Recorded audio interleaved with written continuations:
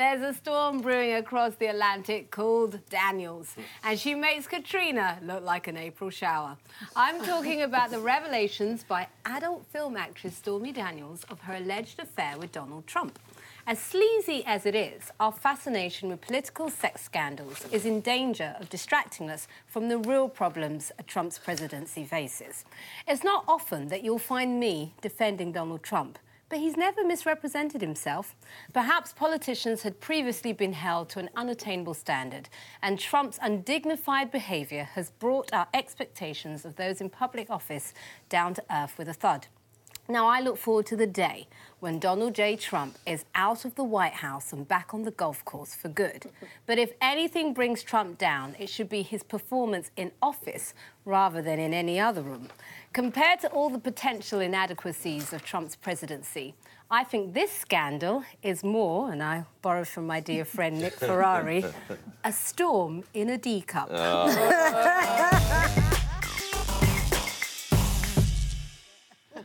I'm just when you go adult, would she play a rabbit or something like that? I'm sure there is. She's got a great body of work. She has a great body of work. Can I start by saying something? Much as you said you never thought that you would necessarily be a defender, I was a mild fan at one point, but actually, all hail President Obama, and because he sailed through 2 terms and there was never a whiff of scandal, and I think that is to be applauded. Yeah. Does it mean... Yes, I think you're probably right. I think that politicians are, by and large, held to too high a standard. They only reflect society. Yes. So there are some radio presenters who live some rather dodgy backgrounds. There are some radio presenters who live tremendous backgrounds.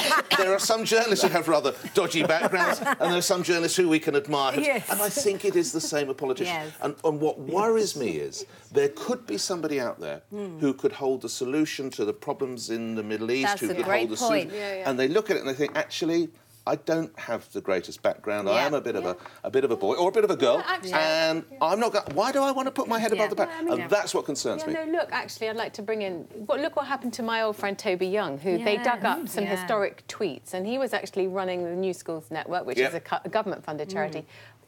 You know, and I think that you're right, and people aren't going to want to enter public life. Do you blame them? And you can't blame them. Do you know what, June? I think Storm Daniels, I rather liked her. Did you like the interview? I loved the fact she was straight on there. She said, I'm not a victim. Don't class me in with Me Too. I'm not a victim. It was consensual. She said it was I ended up in a room with a creepy old man who hinted that he might give a turn on The Apprentice. So she said, I slept with him. And she actually said, I have not made nearly enough money out of this yet. And I think, good on you, girl. And the thing is, she is the kind of person who running the Treasury. Chancellor of the Exchequer. But the people who voted for Trump were like, she's straight on down the line. She even, and I loved it. I love that line in the story where when she met him, she offered to spank his backside with a copy of Forbes magazine. That had his face on it. Now let's have a look to see. She's a worthy actress. Let's have a look to see if any of this has actually harmed Trump in any way whatsoever. Because the truth is that if you look at this, there's been absolutely zero change on his approval ratings. If you look at that 2017, 2018, 39% approved then, 39% approve now. The only difference has been is less people disapprove. I think the Democrats are going to need the love child of Florence Nightingale. And even that's not going to work. They really are. I'm really glad you raised this, Jim, because actually it's a brave topic for you to raise. People will accuse you of defending Trump. And the truth is that actually, as you and I know, it used to be conservatives that used to pry into liberals' private lives and moralise about it. Since when were liberals about moralising about personal sexual conduct? And unfortunately, partisan politics has got in the way and they've upended their values. I personally think that a politician's private life, as long as they're not breaking the law, it should stay in private. And also, I think the Democrats have to be very careful because in spending so much time on this, actually, it takes away from the real stuff. And your average... The problem is... Remember what Stormy Daniels, it wasn't just a one-night stand and in exchange for telling The Apprentice. She alleges that she was approached in the car park. Threatened. Her daughter was threatened. You know, she was apparently allegedly paid off by his lawyer, which could be a campaign funding issue. And also... But I think you're right in the sense that Trump has never hidden the fact that he's basically a sexual... I'm allowed to say sexual predator because he said, you know, as we remember... I grab just start them. kissing them. It's like a magnet just kiss. I don't even wait. When you're a star, they let you do it. You can do anything. Grab them by the... Yeah. You can do anything. We know who we're dealing with. And I suppose it's all been baked into the Trump profile. And, Yes. you know, this is what Trump had to say about his own alleged peccadillos. That was locker room talk. I'm not proud of it. I am a person who has great respect for people, for my family, for the people of this country, and certainly I'm not proud of it. But that was something that happened. And if the Stormy Daniels was just a storm in a teacup, why did the US expel 60 diplomats as an amazing dead cat diversionary tactic when the night that she went on TV. CNN? Just before any attorney, as they call them over there, gets too excited, we're not, of course, suggesting that the president is a sexual predator. Let's hear from White House Principal Deputy Press Secretary Raj Shah on this.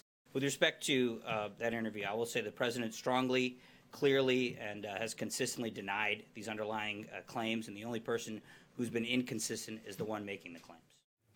And a story isn't a story without a tweet from the president, so let's see what Donald Trump has said. So much fake news, never been more voluminous or more inaccurate, but through it all, our country is doing great.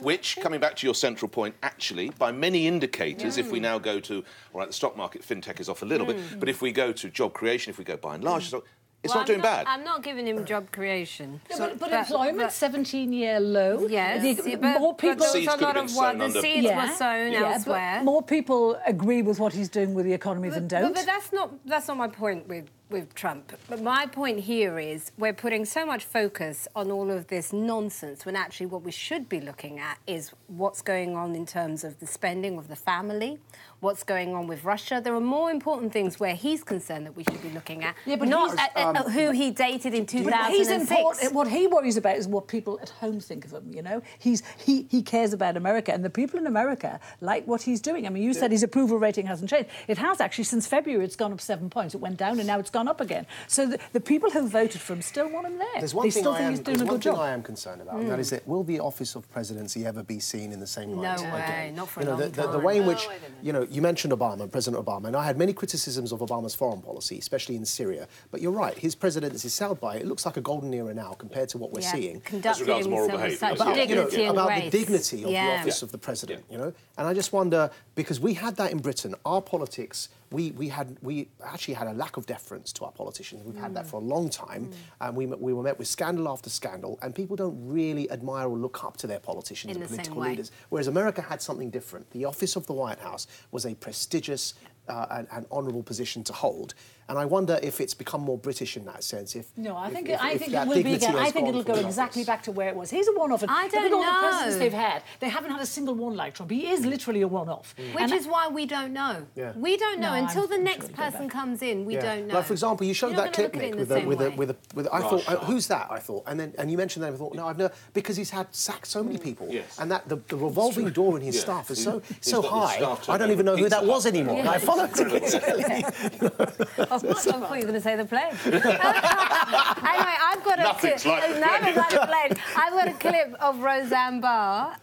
Let's have a look what she had to say. He's the president, and that's it. He's the president, and we're in a war. So, you know, I think we should all pull together and try to get over our great divide. Did you watch the Stormy Daniels interview last night? No, I don't care about that. So obviously Roseanne Barr is the comedian, and what's interesting about... She's channeling Carol Malone, because she says we should all get together and get over the great... Why does she have to chew gum when she's making a point? It's Roseanne. She's Roseanne. But what's interesting with Roseanne is her TV show just returned, came back on air earlier this week, and it's the highest-rated show in 6 years, highest-rated scripted show in 6 years, and the family are a pro-Trump family. So that's quite interesting. Maybe what you're saying is true, Carol.